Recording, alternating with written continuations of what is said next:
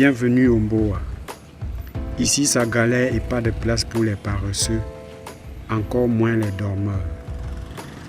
De l'emploi, ça ne manque pas.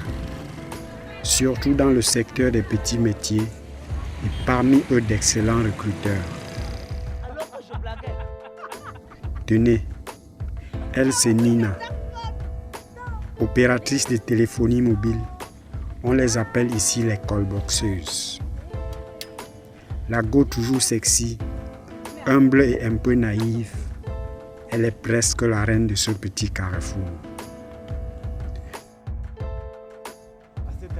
Lui c'est Makero. Moto-taximan, on les appelle au Mboa les benskinners. Il doit parcourir les artères de la ville en longueur de journée pour pouvoir subvenir aux besoins de sa petite famille. Lui c'est Kondi. Benskinner aussi, très aventurier, il se dit être le condiment d'amour des jeunes filles. La pression, il n'en a pas. À ce carrefour d'un quartier huppé de la capitale économique, il fait bon de se retrouver, blaguer, discuter, réfléchir, s'entraider, même si les discordes n'y manquent pas souvent.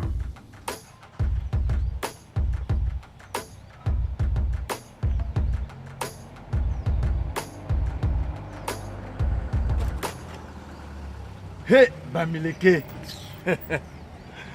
Quand un Bamileke dort, son œil reste ouvert en matière d'argent. Et qu'est-ce que tu crois hein? Sans argent, on n'est rien. D'ailleurs, je reste sur place longtemps à dormir sans client.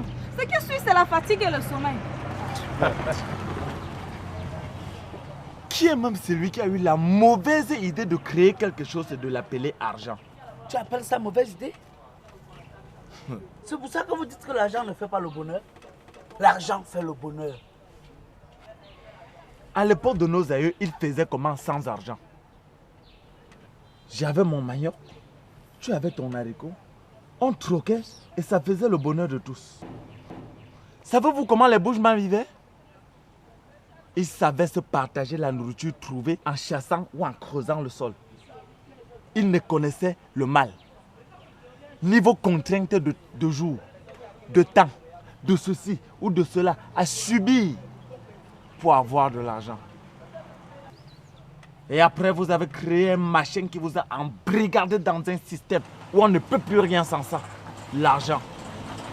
Les morceaux de papier peints qui ont pourri tout le monde. Oh Seigneur. Makero, imagine-toi riche, sorti d'une grande et belle villa, une belle bagnole. Mon ami, nous balayerons ton chemin, même avec les doigts, pour que tu passes. Oui, je suis d'accord avec toi, Kondi. Mais jusqu'à quand allons-nous accompagner les autres comme ça? Si vous ne voulez plus accompagner les autres, oubliez les méthodes honnêtes pour avoir de l'argent. Ah oui. Tu as parfaitement raison, Makero. À quoi ça aide donc de rester cloîtré dans ces méthodes honnêtes, alors qu'ensemble nous pouvons penser autrement? Si nous ne voulons pas finir pauvres, non de l'honnêteté. Qu'est-ce que tu proposes alors? Commencez par un simple jeu de cartes. Rouge gagne, noir perd. Moi, je connais comment jongler les cartes pour tromper la vigilance du parieur. Donc, nous simulons les parieurs pour appâter les autres alors. Tu as compris, Nina? On utiliserait d'abord ta table. Je vais là à la boutique acheter les cartes. C'est bien beau, mais dans un quartier comme celui-ci, bondé de riches, quel riche viendra jouer au Njambo pour multiplier son argent? Leurs enfants sûrement. Le fils du riche n'est pas comme le fils du pauvre.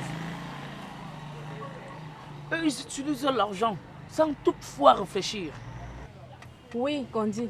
Surtout qu'ils auront l'impression que c'est facile pour eux de gagner. Ne perdons plus de temps. Mbab. Et comment se fera le partage? Oui, Kondi. Vu que c'est ma table qu'on va d'abord utiliser. On ne réserve jamais un gibier à un roi sans l'avoir attrapé. En tout cas, pas moi. ma femme et mes enfants comptent encore beaucoup sur moi. Je préfère rester libre dehors que de rester libre derrière les barreaux. Parce que j'ai arnaqué l'argent de beignet d'un fils de riche. Et il a décidé de mon avenir. Gaïa. Je suis d'accord avec toi, Makero. Surtout que si ça dégénère un peu, vous allez porter vos motos pour fuir. Et c'est moi qu'on viendra arrêter ici. Voilà. C'est comme ça que vous allez finir pauvre. Et toi, finir derrière le call box. Peut-être, mais c'est encore mieux.